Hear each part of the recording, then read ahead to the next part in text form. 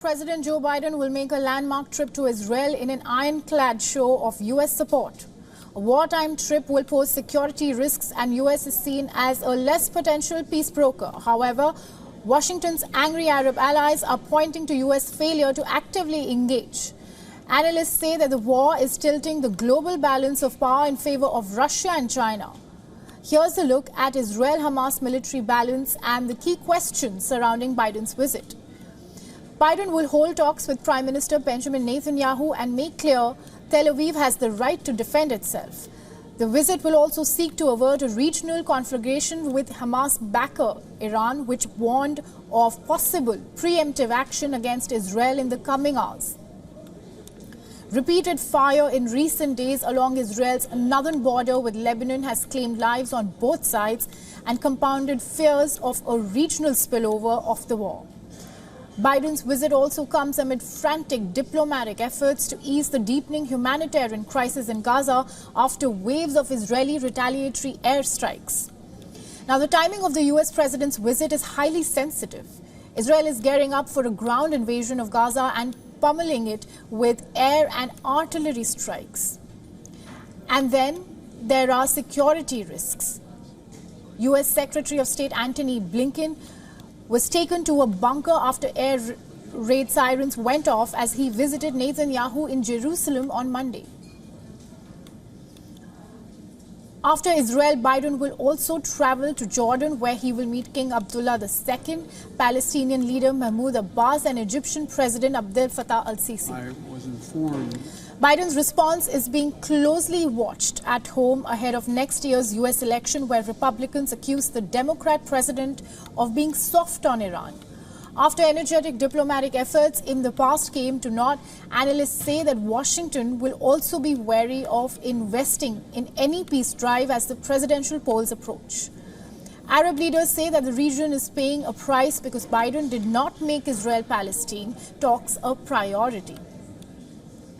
Now, from its first months in office, the Biden administration made a distinctive decision on its West Asia policy. It deprioritized a half-century of efforts by past presidents, particularly Democratic ones, to broker a broad and lasting peace deal between Israel and the Palestinians. Administration officials early on sketched out what they call Biden's policy of quiet diplomacy. They advocated for more modest improvements in Palestinian freedoms and living conditions under Israeli Prime Minister Benjamin Netanyahu's hardline government. The Israeli Prime Minister's government has encouraged settlement in the West Bank and includes coalition partners that oppose the US-backed two-state solution. The less ambitious approach fit with Biden's determination to pivot his foreign policy focus from West Asia hotspots to China. But the long-term risks of sidelining the Israeli-Palestinian conflict exploded back into view with the Hamas attack on Israel and Tel Aviv's heavy bombardment of Gaza. For Biden, walking away with a deal on containing the regional crisis is crucial.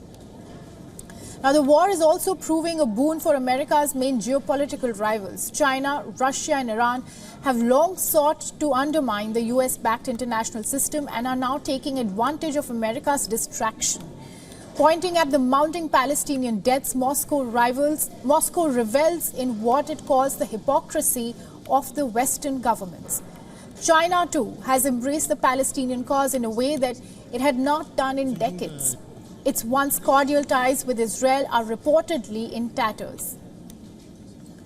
The United States is surging assistance for Israel, including missiles for its Iron Dome interceptor system, after ordering its largest aircraft carrier to move closer to Israel. Washington deployed a second aircraft carrier. The U.S. is also deploying hostage experts to Israel. Commander of the U.S. Central Command is in Tel Aviv, and he said, and I quote, "I'm here to ensure that Israel has what it needs, and I'm focused on other parties expanding the conflict."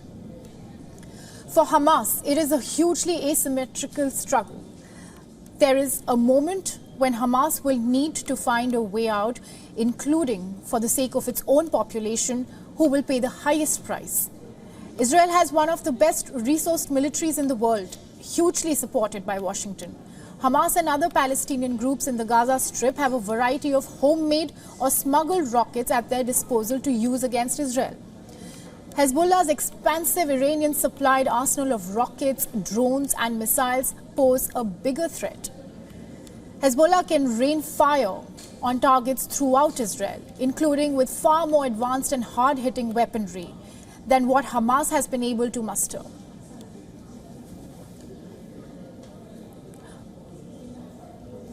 For more on this, our correspondent Siddhant Sibal, who has been covering the conflict from the front line, sends us this report from Jerusalem.